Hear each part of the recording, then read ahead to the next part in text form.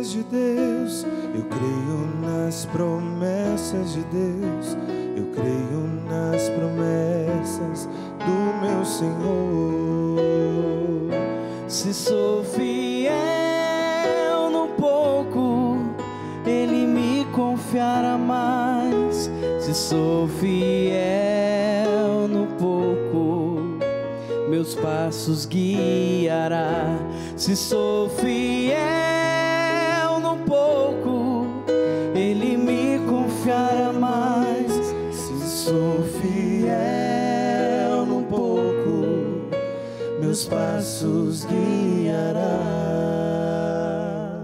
Boa noite, gente. Que nós sejamos fiéis à palavra de Deus, sejamos fiéis ao anúncio da boa nova. Sejam todos bem-vindos para o programa Conhecendo a Palavra com Dom José Antônio Peruso. Quero acolher você que nos acompanha pelas parabólicas, pelos canais abertos, pelo aplicativo da obra Evangelizar é Preciso. Separe aí caderno, caneta e a Bíblia e vamos juntos mergulhar e conhecer a palavra de Deus. Seja bem-vindo, Dom José Antônio Peruso. Olá, William, que bom encontrá-lo, que bom encontrar aqui o Vinícius, o Felipe, o Jean.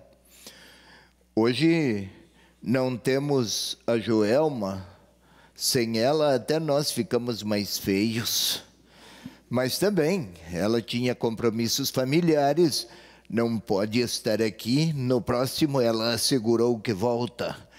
A única figura feminina que temos hoje aqui é a nossa Tere. Ei, você telespectador está vendo no quadro menor? O quadro com a imagem dela é menor, mas o sorriso dela é muito mais alargado do que de nós todos somados. Então fiquem com ela que estariam bem servidos em termos de sorrisos, de simpatias e de afabilidades. Vamos lá. Estamos retomando o nosso Conhecendo a Palavra, voltado, dedicado para o Evangelho, quarto Evangelho, o Evangelho de João. E nós estamos aqui às voltas com o capítulo 6 de João.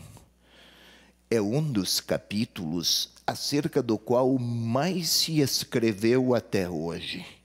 Quando os especialistas que escrevem sobre João, quando chegam ao capítulo 6, as páginas se enumeram, mais do que as outras partes, inclusive, porque aqui há uma densidade teológica e uma largueza de significados para os quais é preciso muita percepção, é preciso sensibilidade até, é preciso ler e reler, William. Não basta uma primeira leitura e imaginar que terá compreendido, porque não é simplesmente a narrativa de certos fatos ou de acontecimentos. Junto com a narrativa segue a interpretação do próprio evangelista e uma teologia muito densa. Então é preciso atenção, cuidados, senão passamos pelo texto em alta velocidade, não compreenderemos o Evangelho, será bem mais difícil até orar com ele, será bem mais difícil até perceber possibilidades de sentido para a história e a pessoa de Jesus Cristo. É por isso, estamos aqui, ainda no capítulo 6, e da outra vez, só gostaria de recordar, nós tínhamos visto o capítulo 6, e aí íamos do versículo 22 até 40 e alguma coisa, até 40. Agora, hoje, nosso texto é mais breve. Nem foi possível da outra vez explicar tudo. Hoje, pode ver aqui, nós vamos ver João, capítulo 6, versículos 41 a 51. 10 versículos apenas, 11. Se quisermos compreender, é preciso que sejamos pacientes e perseverantes.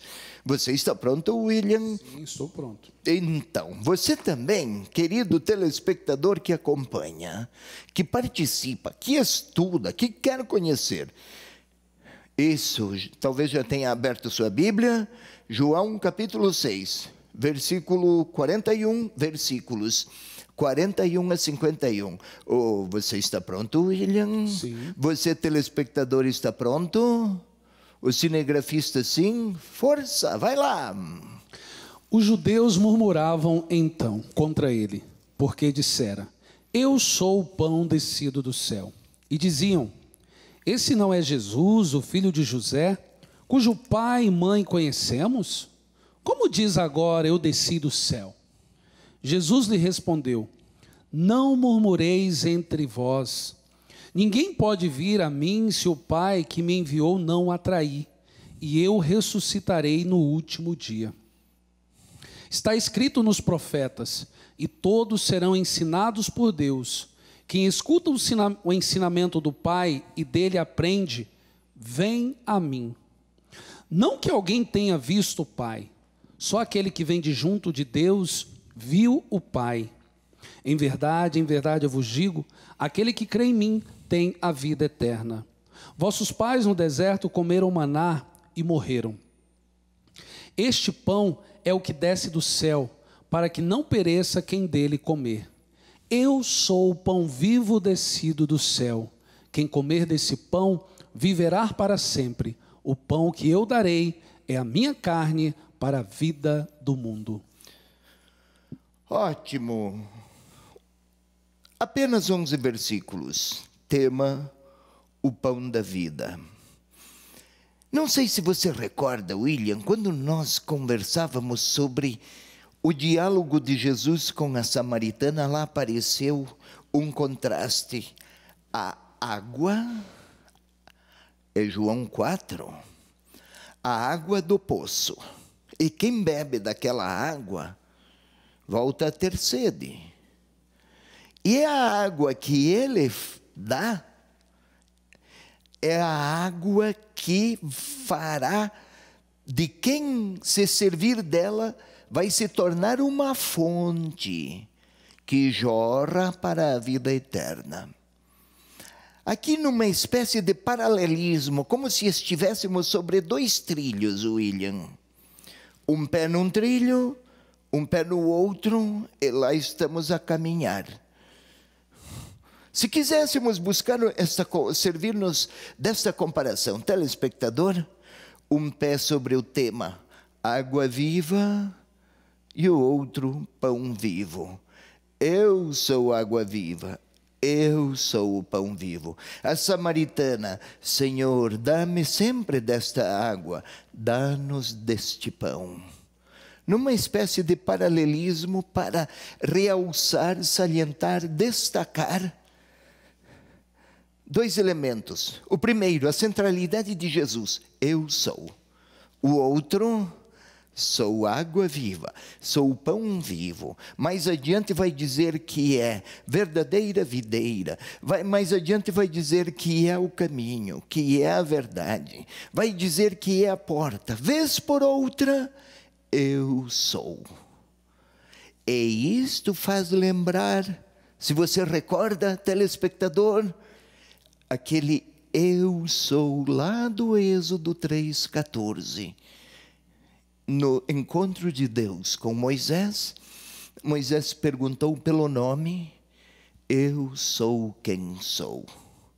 Aquele Deus de outrora se apresenta agora: eu sou. Para o nosso capítulo, o nosso texto de hoje: eu sou o pão vivo. Vamos, telespectador, só para que você não esqueça, é preciso contextualizar, é preciso que recordemos. Não dá para pegar um parágrafo de uma página e ler só o parágrafo e imaginar que teríamos compreendido. Faz parte de um contexto. A mesma coisa estes nossos versículos 41, capítulo 6, versículos 41 a 51.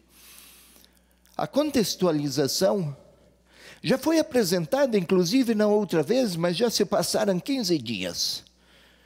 E daí o telespectador, o William esqueceu. Então eu vou apresentar para o William, mas você tenha um pouco de paciência, entendeu? Vamos lá. Contextualização. William, para que você recorde, leia, por favor, o que temos aqui na nossa tela. Se nos capítulos 2, de 1 a 4 e 54, encontramos várias narrativas dizendo que creram a partir de 5, versículo 1, deparamos-nos com a primeira oposição à revelação de Jesus. Se nos capítulos 2, 1, 4, 54, por vários momentos encontramos informações de que os discípulos creram.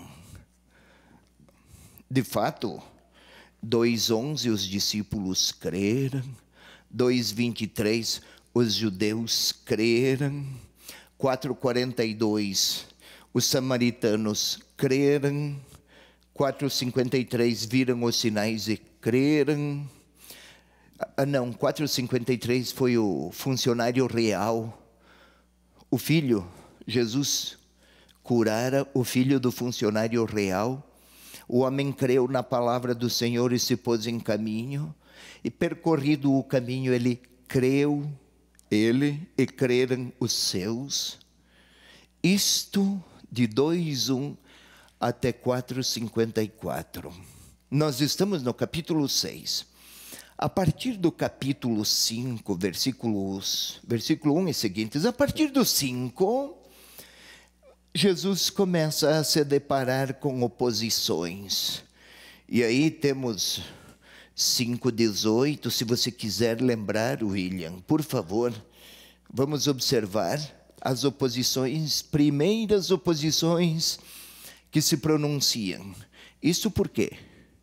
Também no capítulo 6, que estamos estudando uma parte dele, haverá oposições. Pode ler, por favor, 5:18. Então os judeus, com mais empenho, procuravam matá-lo. Porém ele, além de violar o sábado, ele dizia ser Deus, seu próprio Pai, fazendo-se igual a Deus. Oi, você se enganou, William. Não é porém ele. Porque ele, além de violar o sábado, não é isso? Matá-lo, pois além de violar o sábado. Pois além, não é porque, é pois. Ótimo. Enganos que nos alcançam a todos os momentos. Também 6:41, que hoje nós estamos a estudar, estamos num contexto de oposição, ou pelo menos de questionamento, ou pelo menos de contestação. Isto é, volto, telespectador, olha aqui para o tio, 2:1, 4:54, várias vezes creram. A partir de 5:1, vai até 10. Mas nós estamos no capítulo 6, oposições. Já vimos 5:18, vejamos 6:41. Os judeus murmuravam então contra ele, porque dissera: eu sou o pão descido do céu. Murmuravam. Isto. Estamos contextualizando. A outra tela vai nos ajudar a perceber. Então, após a cura do enfermo na piscina de Betesda, aquele que havia 38 anos, à margem da piscina, seguiu-se a multiplicação dos pães. Aí está o capítulo 6, versículos 1 a 15. E aí deparamos-nos com a caminhada de Jesus sobre as águas. Gostaria de lembrar, recordar, telespectador. Caminhar sobre as águas não é simplesmente um grande milagre, mediante o qual Jesus alterou a lei da gravidade. Caminhava sobre as águas e não afundava. Não, não é isso. Jesus era capaz disso, mas a intenção do evangelista era outra. Além do fato histórico de Jesus ter realmente caminhado sobre as águas, e eu não sou capaz de fazer isso, e nem você, William. Se entrar na água, desço como um tijolo. O que é? Se lá no fundo do mar habitam as potências malignas, as potências diabólicas que prejudicam a humanidade, Jesus caminha sobre as águas porque ele não teme nem aquele fundo e ninguém tem autoridade sobre ele. Ninguém de lá de baixo. Sinal da soberania. Eu sei que estou telespectador, você deve estar pensando, mas quando vai começar o versículo 41? Estudo de hoje. É que se não contextualizarmos, nós ficaríamos circunscritos a uma espécie de debate sem contexto. Aí os adversários dizem uma coisa, Jesus diz outra e acabou assim. Não pode. Nós precisamos compreender o todo. Outro elemento, o contexto. O outro também pode nos apresentar, a nova tela vai nos ajudar. Isso. Aqui nós estamos no diálogo de Jesus com a multidão. Todavia, eu gostaria de lhes recordar. William, você vai a 6:15, por favor. Telespectador, acompanhe. O William vai ler, mas você também acompanha aí na sua Bíblia. Vai lá, William. Jesus, porém, sabendo que viriam buscá-lo para fazê-lo rei, refugiou-se de novo sozinho na montanha. Ótimo, queriam fazê-lo rei. Depois da multiplicação dos pães, refugiou-se sozinho. Sumiu, foi para o monte. Monte é o lugar de encontro com Deus.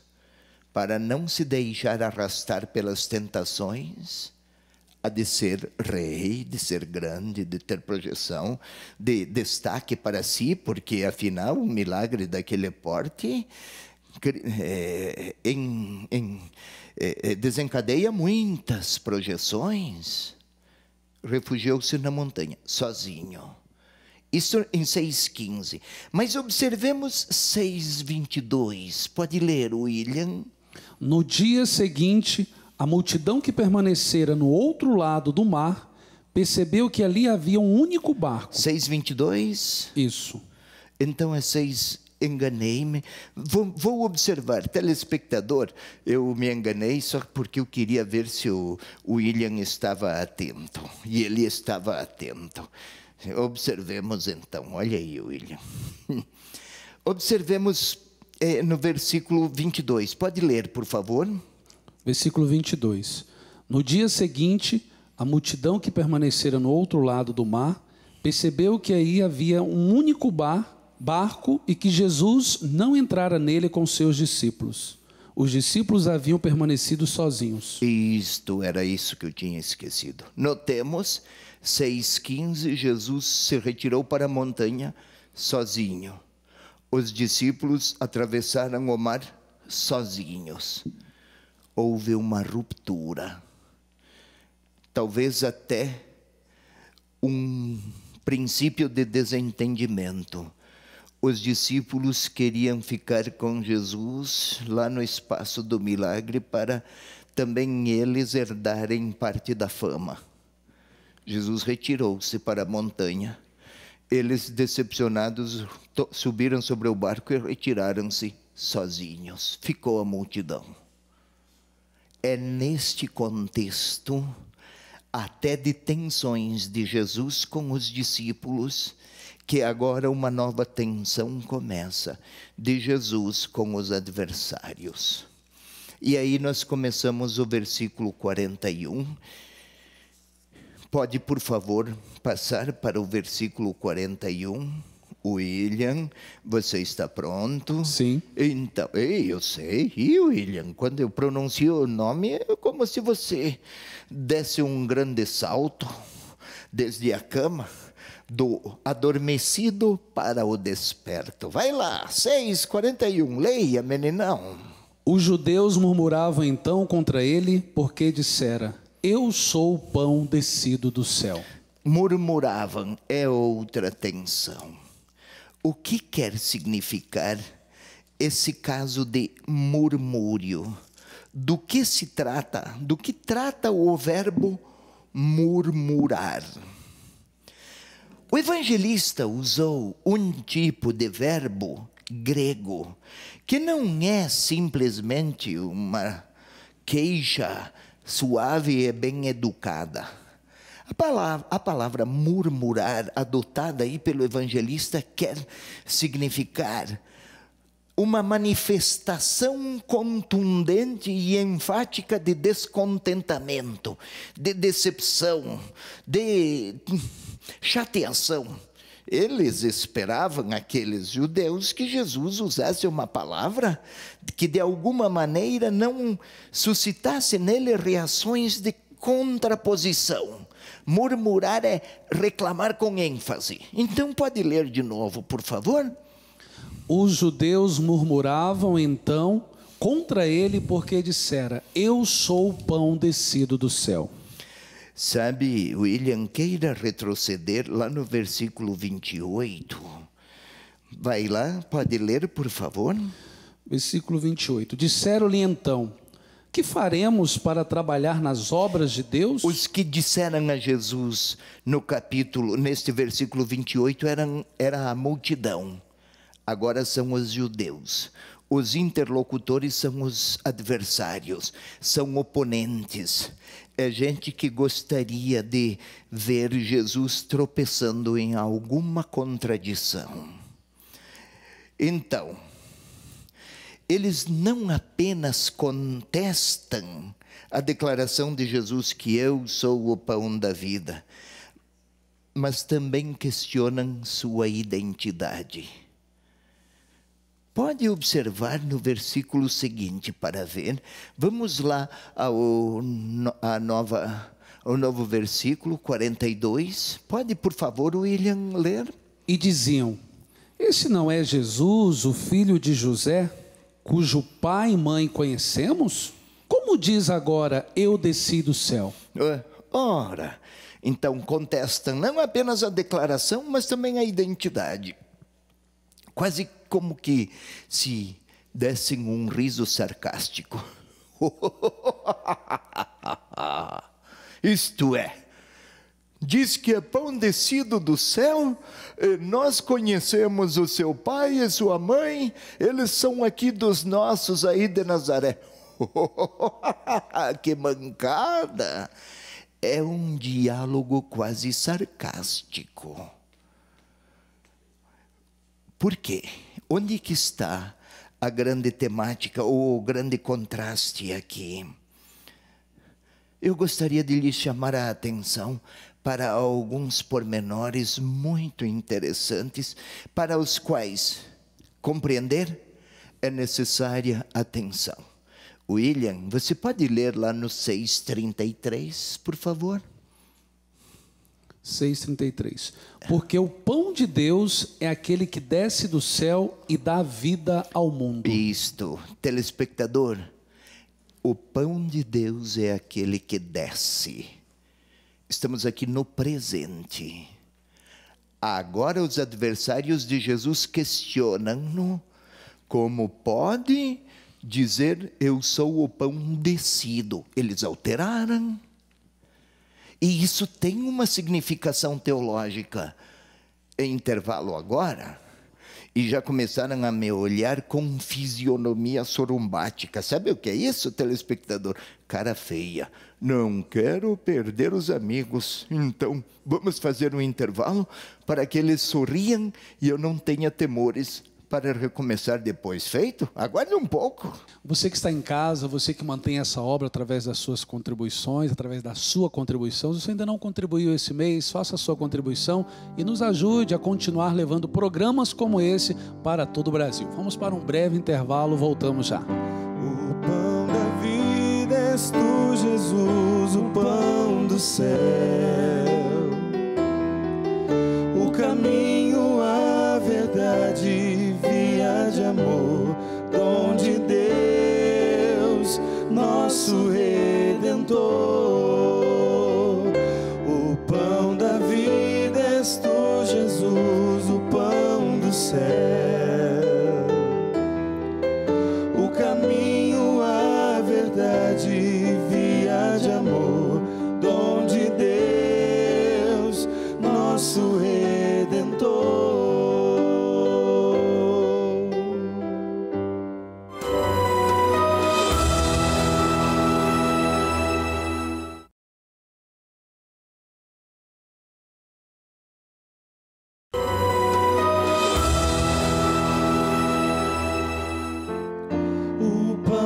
Deus, é o pão que desce do céu, que dá vida ao mundo, que dá vida ao mundo. Senhor, dá-nos sempre deste pão, o pão de Deus, é o pão que desce do céu, que dá vida ao mundo, que dá vida ao mundo. Senhor, dá-nos sempre deste pão. Já estamos de volta com o programa Conhecendo a Palavra. Quero aqui saudar algumas pessoas que estão nos acompanhando pelas redes sociais, Facebook. A Vera Leitão nos acompanhando em Carnaubal, Ceará. Ela diz assim: sua bênção, Dom Peruso, seja bem-vindo aqui na minha casa. A Elizabeth de Curitiba também nos acompanhando. A Duarte nos acompanhando de Juiz de Fora, Minas Gerais. Lembrando que Juiz de Fora nós entramos aí há quase um mês, canal aberto, então vocês estão nos assistindo pelo canal 15. Grande abraço para vocês. Gislaine Feitosa nos acompanhando de Rondon, Paraná. Deus abençoe sua vida. Dilma Rocha nos acompanhando de Ipu, estado do Ceará. Dom Peruso. Nossa, olha a frase bonita da Vera Leitão. Bem-vindo à minha casa. Isso. Juiz de Fora também, estamos Juiz chegando lá? Pelo canal 15, canal aberto. Nossa, aos poucos faremos a palavra chegar em muitas outras cidades, hein? Agora a última foi Juiz de Fora, mas tem outras, né? Tem 3 cidades que já foram liberadas, questão de meses, semanas, que é Cascavel, Campo Grande, Criciúma, Santa Catarina. Olha, Cascavel, minha cidade, Criciúma, Campo Grande, aos poucos. Ótimo. Gurizão, meninão, ei, telespectador, gurizão, é um termo gauchesco, e aqui no sul, gurizão é garotão. Eu quero ver se o rapaz fica cada dia mais jovem, mas esses óculos deles, não ajudam, esse par de óculos aí, parece de nono homem. Não, e os cabelos brancos? Isso, também. Garanta o charme. Tá bom, vamos lá. Vai depender sempre da Joelma. Oh. Vamos lá. Por favor, meninão. William, eu gostaria que você relesse 6:33. Telespectador, nós tínhamos terminado lá. 6:33. Telespectador, William. Vai lá.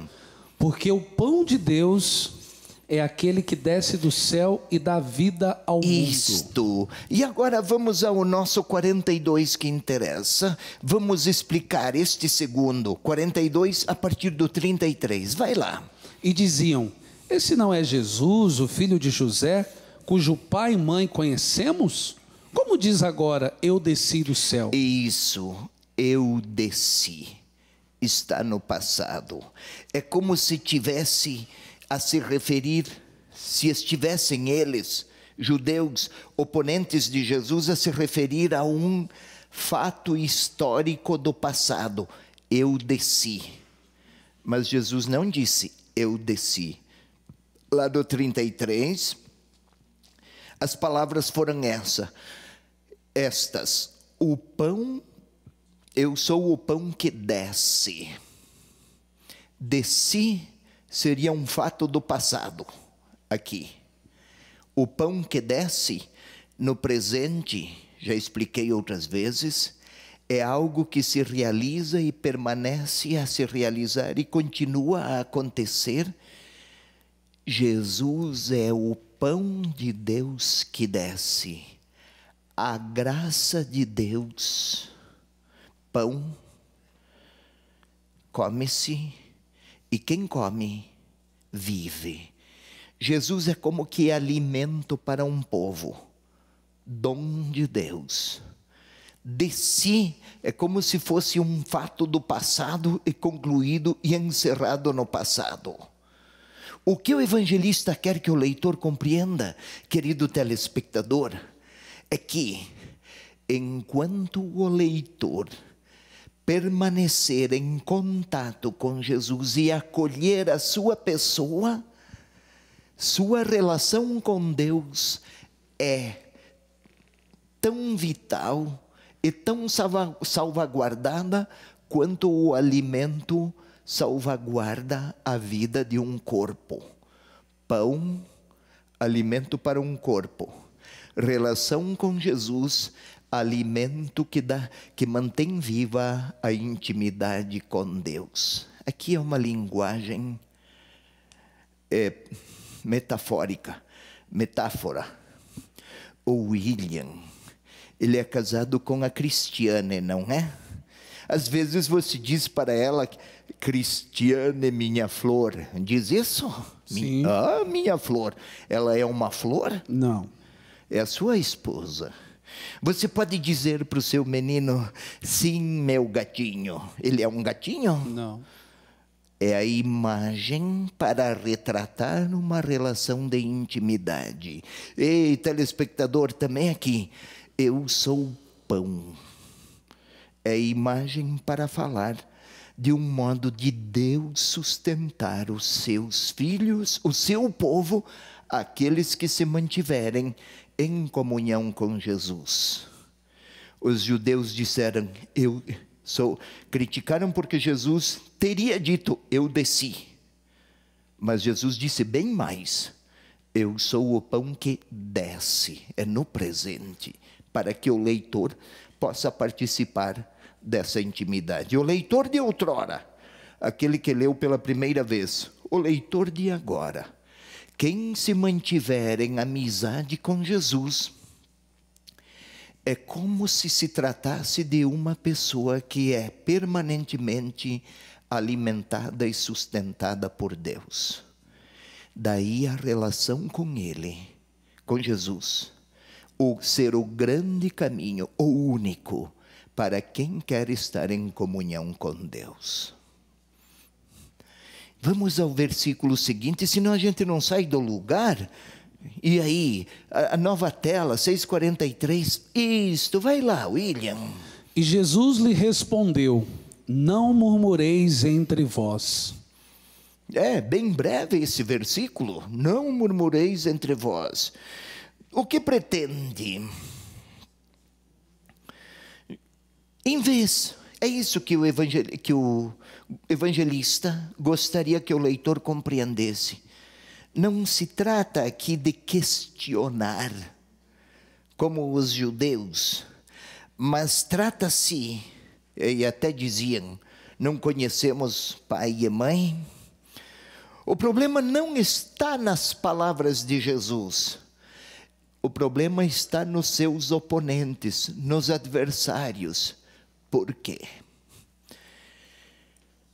Porque os críticos, os judeus, gostariam de ver da parte de Jesus demonstrações de grandeza triunfalista. Daí eles diriam, de fato este aqui fala de Deus.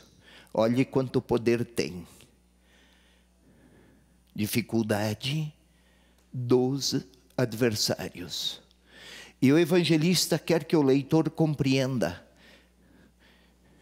Não esqueça, já falei, William, que o Evangelho de João foi escrito em torno do ano 100.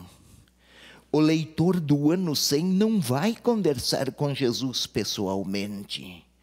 Não é aquele Jesus que 60 anos antes estava a caminhar. É o mesmo, mas não vai se encontrar fisicamente com ele. É preciso então que o seu leitor do ano 100 aceite que, mais do que questionar se o passado foi rico de sucessos, é de que maneiras é possível hoje, no nosso presente, participar em intimidade com a pessoa de Jesus para manter-se numa relação de comunhão com Deus. Então aqui, não murmureis, mais do que questionar, aceitem que na pessoa de Jesus, Deus pode ser encontrado. Por quê? Lembra, William, lá do prólogo, queira ler João 1,14. O Verbo se tornou carne e estabeleceu sua tenda entre nós. É isso, William? E o Verbo se fez carne. Só um instante, Verbo, palavra, pessoa de Deus. Se fez carne. Deus não é carne, mas o humano é. Nós somos corpo, ossos, pele, músculos, coração. E o Verbo de Deus se tornou músculo, ossos, pessoa, história, afeto, humanidade. E estabeleceu sua tenda entre nós. Telespectador, venha comigo. Vamos até o quadro. Não murmureis, mas em vez de pôr dúvidas, de questionar, de contestar, queiram aceitar que naquele homem, Jesus, é possível encontrar um Deus que se vestiu de humanidade. Experimentem. Se você lembra, telespectador, um belo dia, apresentaram a Natanael. Encontramos o Messias. Quem é? Jesus de Nazaré. Pode vir alguma coisa boa de Nazaré? Resposta: venha, vem e vê. Aqui o evangelista pretende que o seu leitor não murmure, mas acolha, experimente, toque, ouça, encontre-se. E aí o versículo seguinte vai ajudar a continuar, não a argumentação, mas a resposta de Jesus, capítulo 6, 44. Isto, William, telespectador, leia aí na sua Bíblia. Agora não basta só ler aqui, só ouvir o William. Por mais que ele tenha uma voz maviosa e uma fisionomia enternecedora. Mas lance os olhos para a sua Bíblia, 6,44. William, você, por favor, leia. Ninguém pode vir a mim se o Pai que me enviou não atrair, e eu ressuscitarei no último dia. Ótimo, ninguém pode vir a mim se o Pai que me enviou não o atrair. O que o evangelista queria do leitor com esta frase? Parece até que Jesus muda de assunto. Não, é bem outro. Bem outra a intenção do evangelista. Ninguém pode vir a mim se o Pai que me enviou não o atrair. Explicarei depois a última parte desse versículo. Reconhecer a pessoa de Jesus como enviado de Deus, não é dedução lógica de quem faz um raciocínio e daí soma, subtrai, tira a prova dos 9 e se convence. Não é assim, William. O evangelista pretende que o leitor perceba que aderir a Jesus Cristo é dom de Deus, é dom do Pai. Filhão, é como se o Pai, se Deus, levasse você ao encontro pessoal com Jesus que você aceita. Não é resultado dos seus raciocínios, mas é uma atitude de fé que procede da interioridade, e isto é a ação do Espírito de Deus. Aqueles adversários de Jesus estavam a dizer: conhecemos o pai e a mãe seus aí de Nazaré, carpinteiros, ora. E aí Jesus: sim, o Verbo se fez carne, habitou entre nós, estabeleceu sua tenda. Jesus não, o evangelista. E agora, o passo seguinte: para aderir a Jesus Cristo não é a sua inteligência que chega a tanto, É Deus que o leva até Jesus Cristo e faz de você alguém incapaz de acolhê-lo. Agora eu volto, telespectador, vem comigo, acompanhe, nem pisque os olhos. E aqui, ninguém pode vir a mim se o Pai que me enviou não o atrair. Vem cá. É como se o Pai enviasse Jesus para a humanidade, e aí são vocês. O Pai enviou Jesus. E o Pai leva a humanidade até o seu enviado, numa espécie de encontro de Deus que age na intimidade do seu enviado e age na intimidade daqueles que Ele quer salvar. É este o sentido. Ei, telespectador, não fique olhando para os dois aí, eu sei que eles são simpáticos, mas volte aqui. É este o sentido desta frase. Ninguém pode vir a mim se o Pai que me enviou não o atrair. E eu o ressuscitarei no último dia. Mas o que tem a ressurreição agora?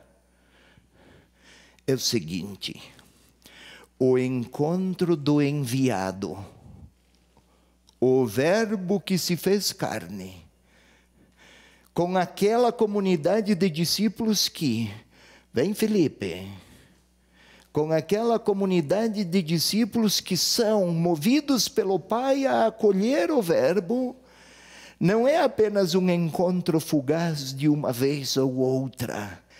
É um encontro que encaminha os escolhidos, que aceitam, encaminha-os para a ressurreição. Não é um encontro ocasional em alguma praça. E um sentiu prazer em conhecer, cada um diz seu nome, e depois conversam um pouco e se retiram. O encontro inicial é promessa de uma relação que vai chegar ao seu ápice na ressurreição. Acolher Jesus hoje encaminha para a ressurreição.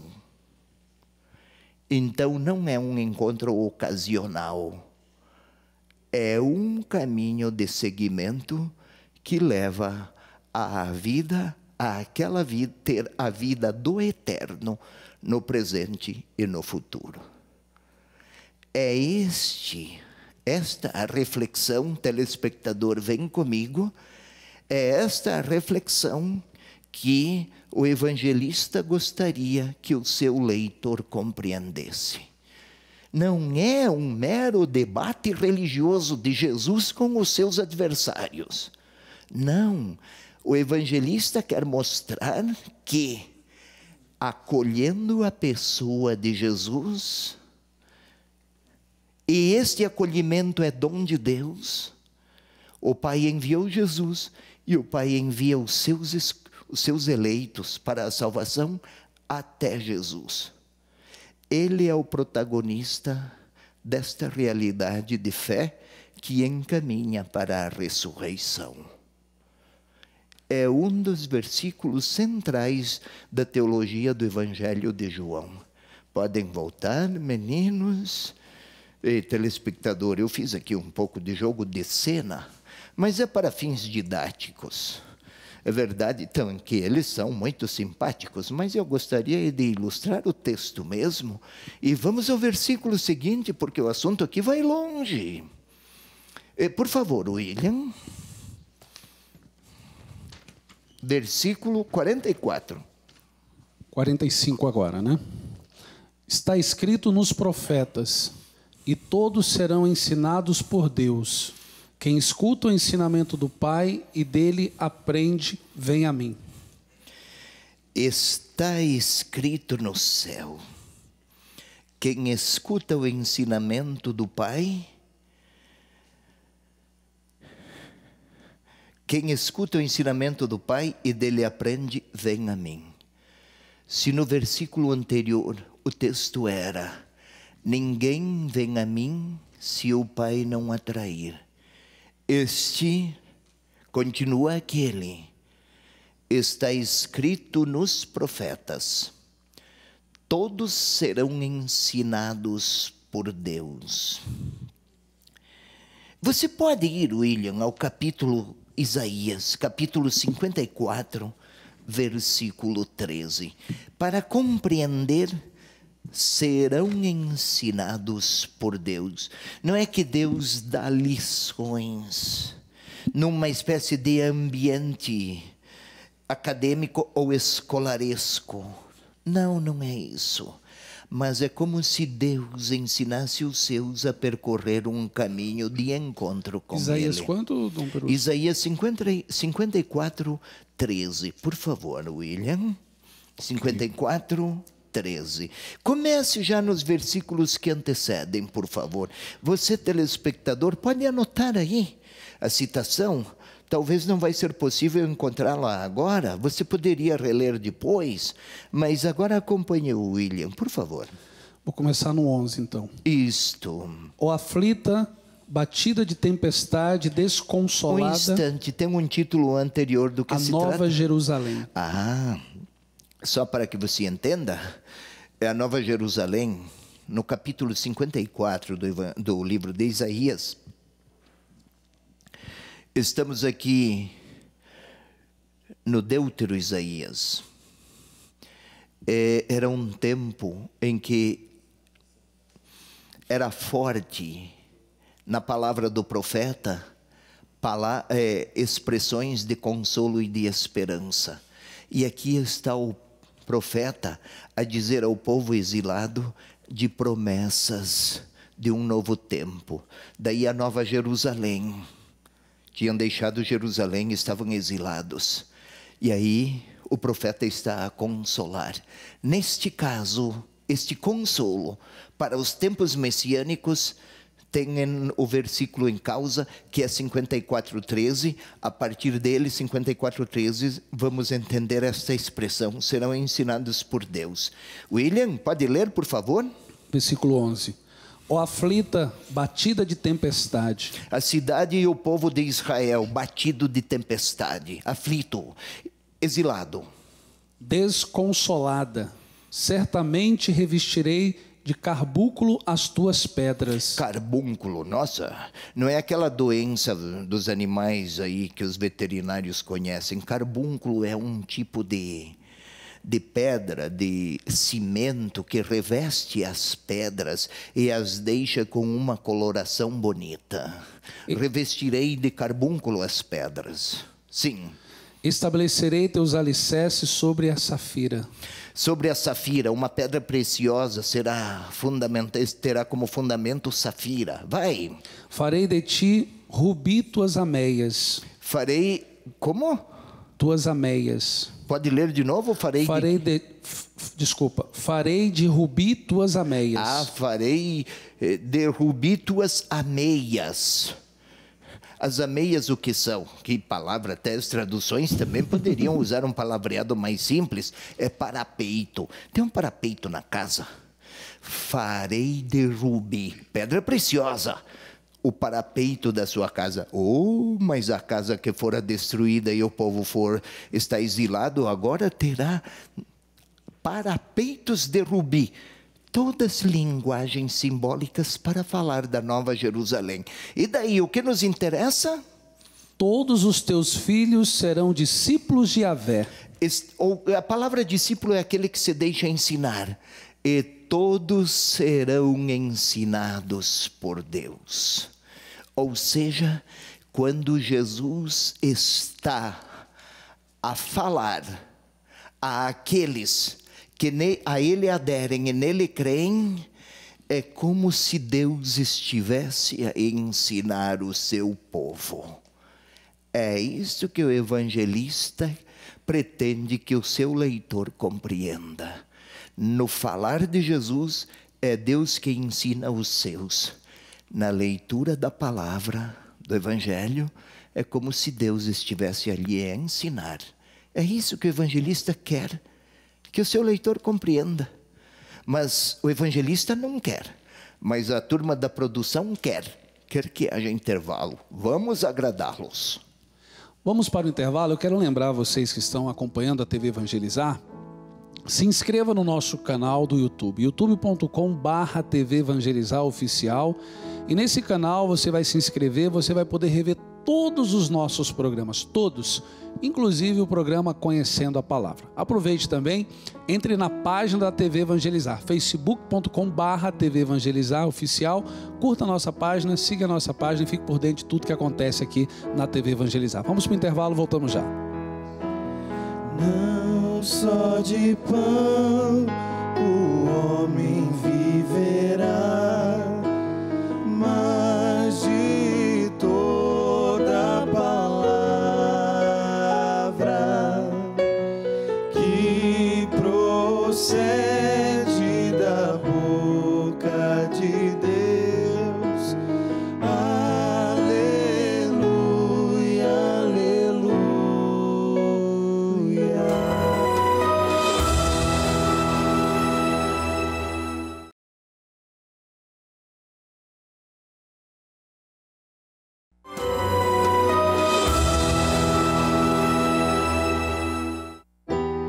Podes tocar em mim, Senhor, podes curar a minha dor, podes viver em mim, Senhor,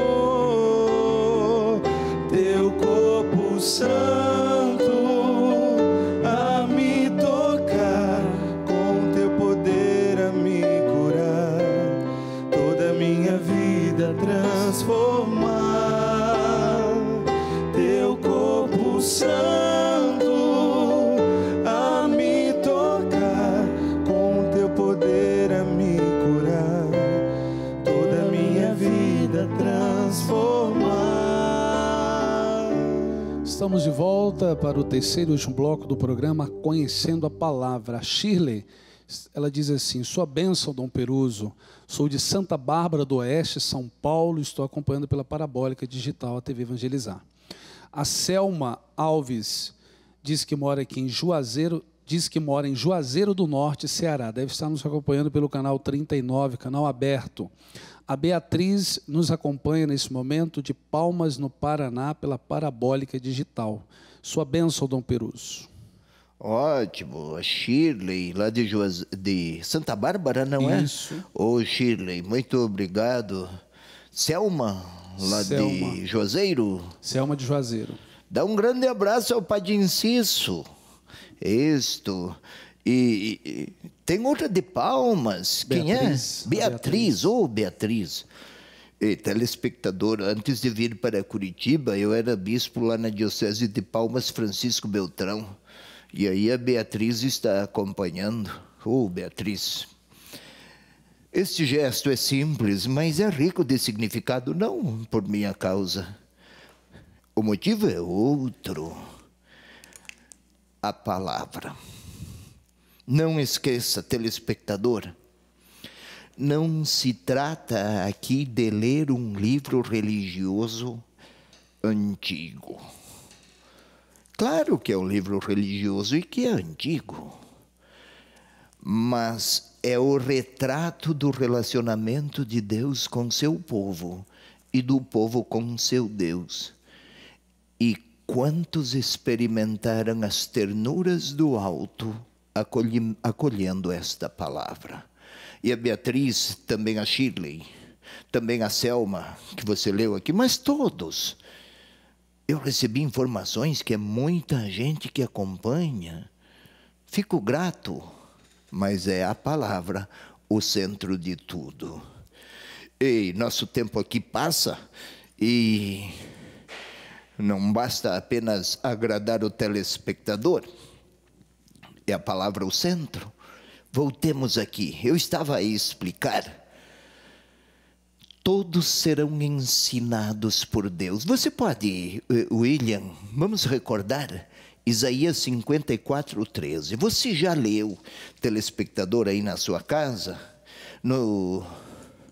na parte anterior, na etapa anterior, O William está à procura do texto porque Achei. ele achou que eu não pediria mais, mas ele se encontrou. Ele sempre se redime. Então vai lá. Todos os teus filhos serão discípulos de Yahvé.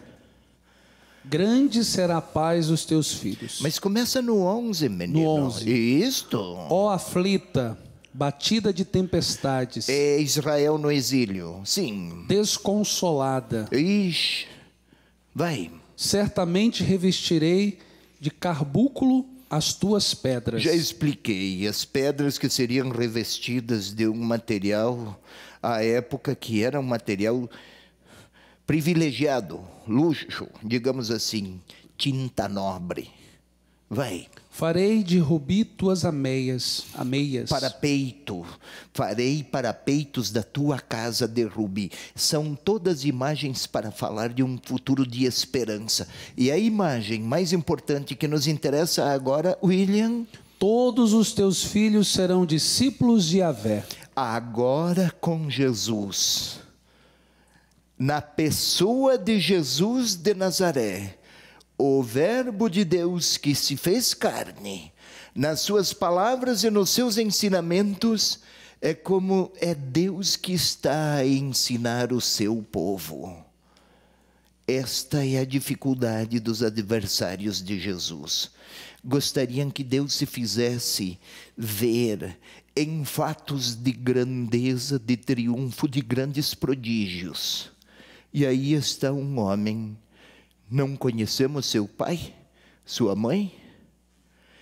Eles gostariam de encontrar Deus lá nos céus. E Deus se deixou encontrar a partir de Nazaré, na figura de Jesus. Deus se tornou pequeno e eles não gostariam de um Deus que se fizesse humano. É mais fácil crer num Deus todo-poderoso. Mais fácil do que num Deus todo amoroso. Vamos passar ao versículo. Agora releia novamente, William. Está escrito nos profetas, e todos serão ensinados por Deus. Quem escuta o ensinamento do Pai e dele aprende, vem a mim. Quem quer ouvir a voz de Deus, por querer ouvi-lo, vai até Jesus. Não há maneira melhor de encontrar o Deus que não pela adesão à pessoa de Jesus, à sua palavra, aos seus gestos, a Ele mesmo. É isto que o evangelista pretende que o leitor compreenda. Jesus não é um personagem do passado que ensinou verdades maravilhosas, como se fosse um herói entre muitos e talvez o maior de todos os heróis. É o Verbo de Deus que estabeleceu sua tenda entre nós e está a ser o retrato humano do próprio Deus. Sigamos. O versículo seguinte, agora 46, isso. Não que alguém tenha visto o Pai, só aquele que vem de junto de Deus viu o Pai. Ou seja, não é possível ter um conhecimento imediato e direto com Deus. É o próprio Deus que se fez humano e frágil, e aqui, aquele que vem de junto do Pai, ele viu o Pai. Ninguém conhece o Pai, Deus. Ninguém conhece tanto quanto aquele que veio de junto de Deus. Isto é, o Verbo que se fez carne. É impressionante como por toda a extensão do Evangelho, vez por outra há alguma ressonância do prólogo de João. Por exemplo, leia João 1,18, por favor, William.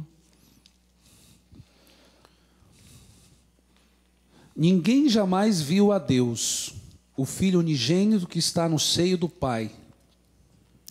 ele ouviu.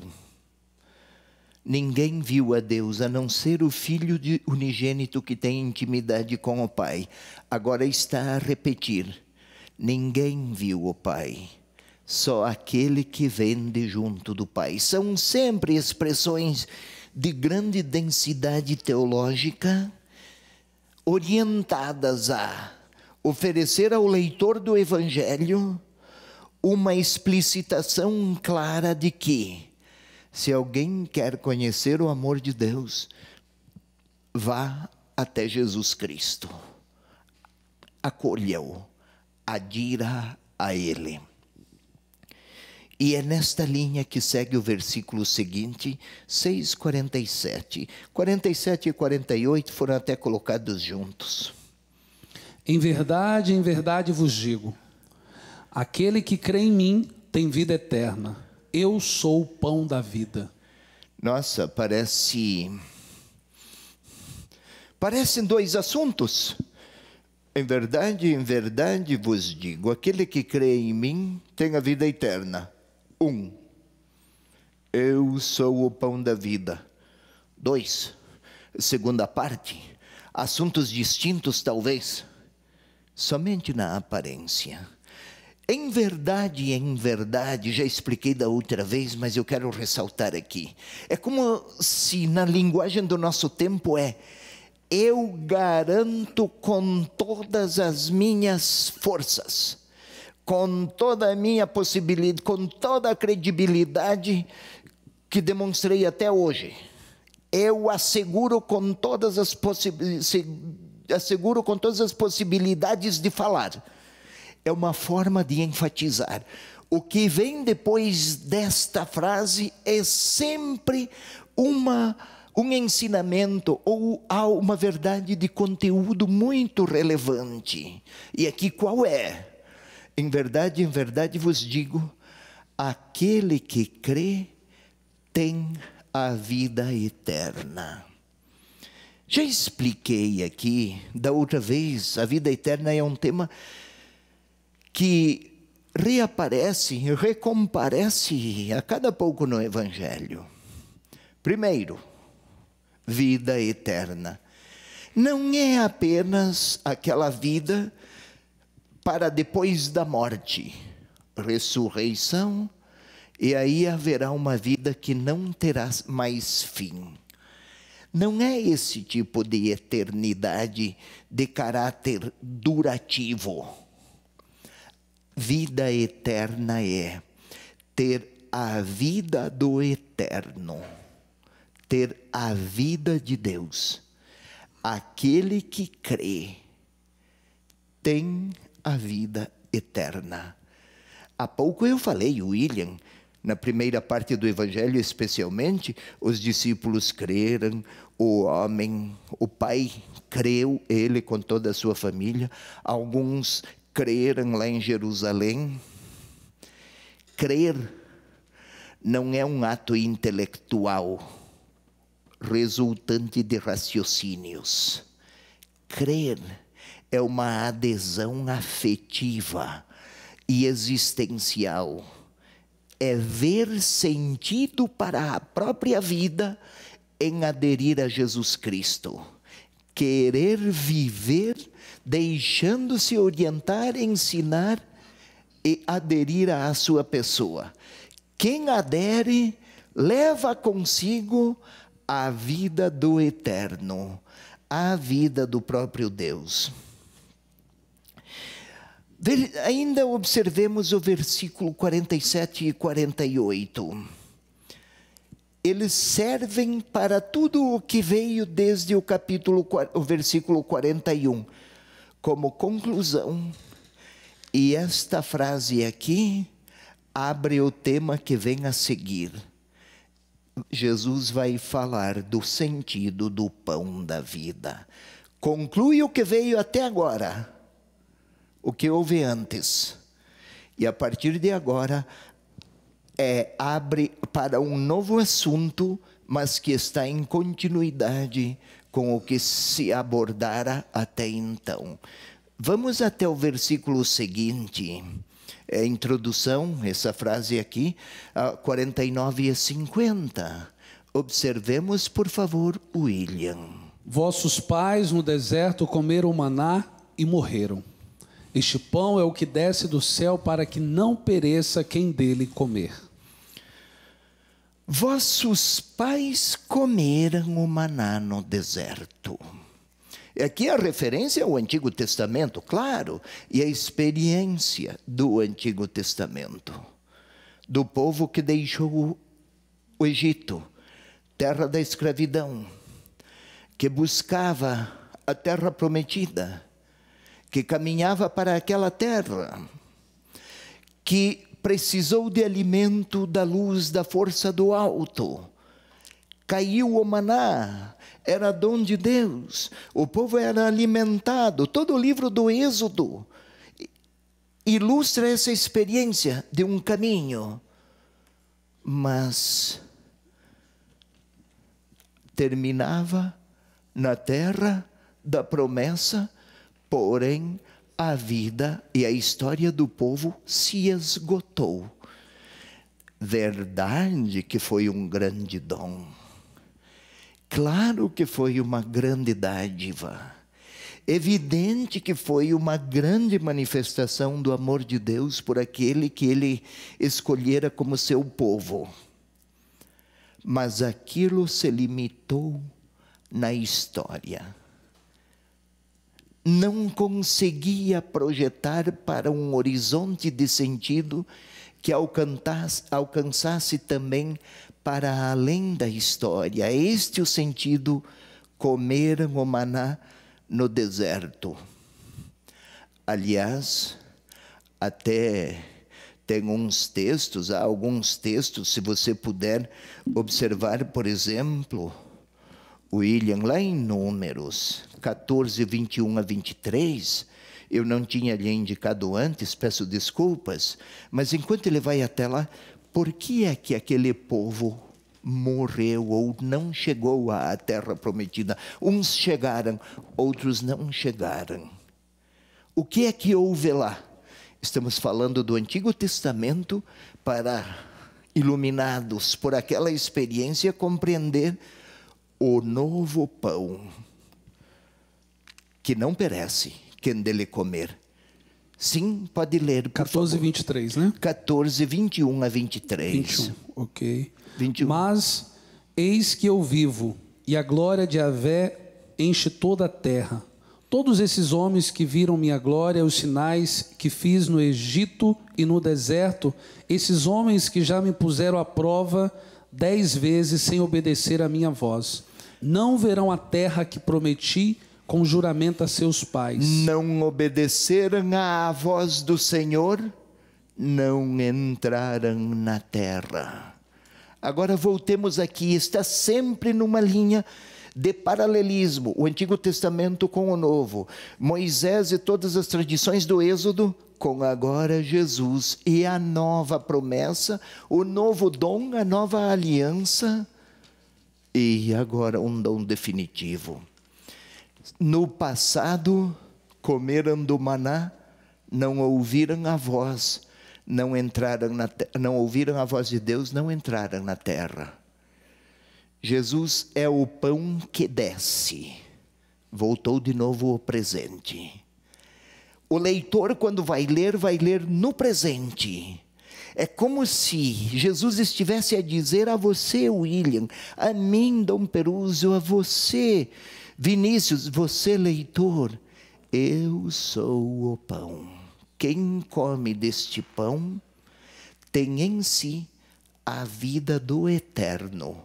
Aqui tem uma tonalidade eucarística visível. É impressionante comer. Não é apenas o ato de ingerir. O gesto é como a água. Comer. Em Caná lavavam-se nas talhas de água para a purificação. Jesus fez o vinho novo que vai para dentro.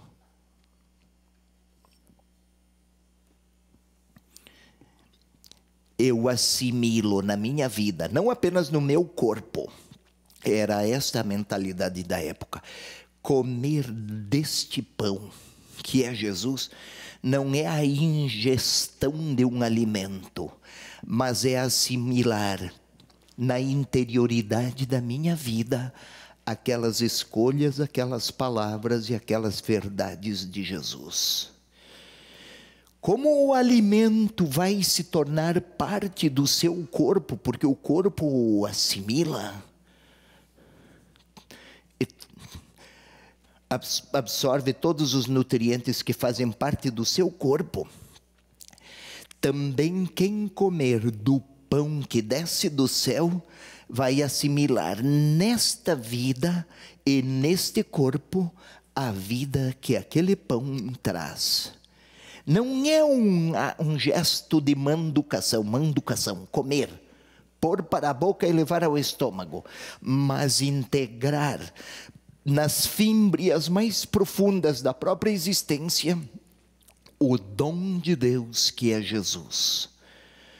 Não se trata, portanto, de um ato físico de comer, mas de uma verdade existencial de levar para aquela realidade mais profunda da minha vida.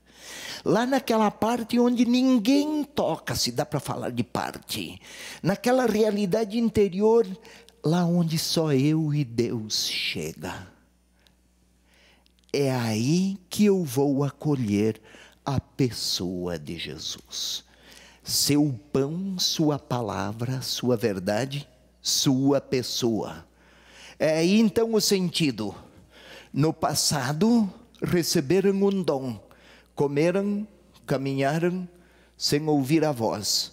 Agora um pão, muito mais do que o maná, esse vem do céu, e quem dele come, não conhecerá o perecimento, o fim, porque está em jogo a eternidade, que não é apenas tempo, que não se esgota, mas a vida do eterno na existência de cada um. Ao acolher a voz de Jesus, é a voz de Deus. Ao acolher o pão que é Jesus, é o próprio Deus que se acolhe, sua vitalidade, sua graça, sua força. O corpo absorve o alimento e se sustenta. Aqui, a interioridade da pessoa absorve o dom que é Jesus Cristo e não perece. Ainda não terminou? Vamos lá, o 51. Temos ainda um ou outro minuto que poderíamos aproveitar. Telespectador, vamos lá, o versículo 51, por favor. Eu sou o pão vivo descido do céu. Quem comer deste pão viverá para sempre. O pão que eu darei é a minha carne para a vida do mundo. João gosta, tem esse estilo de apresentar uma verdade ou um enunciado, depois retoma.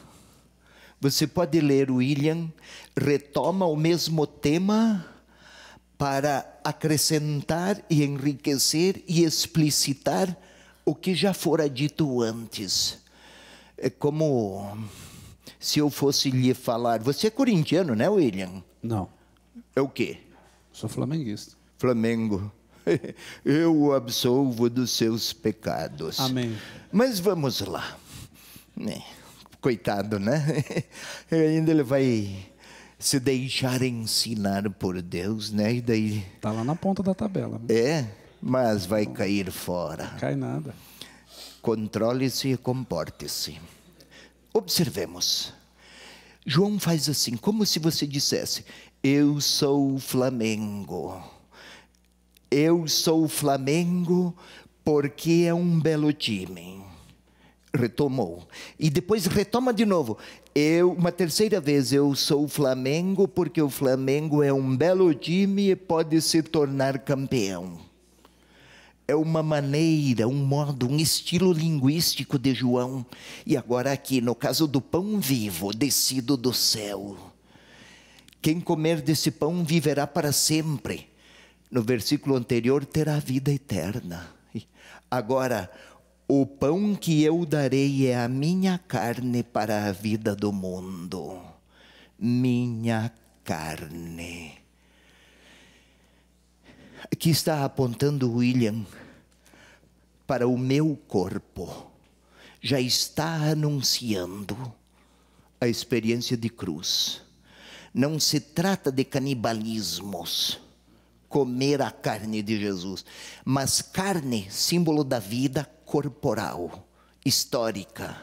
Eu darei a minha vida, minha carne, para que o mundo viva. O pão que eu como sustenta o meu corpo.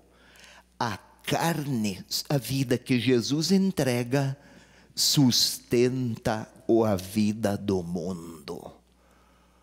Aquele verbo que se tornou carne, estabeleceu sua tenda entre nós, anuncia aqui, de maneira velada, que é o amor do Senhor, de Jesus, que é o amor de Deus, chegará ao extremo de entregar seu corpo, sua carne, para que o mundo tenha vida de Deus.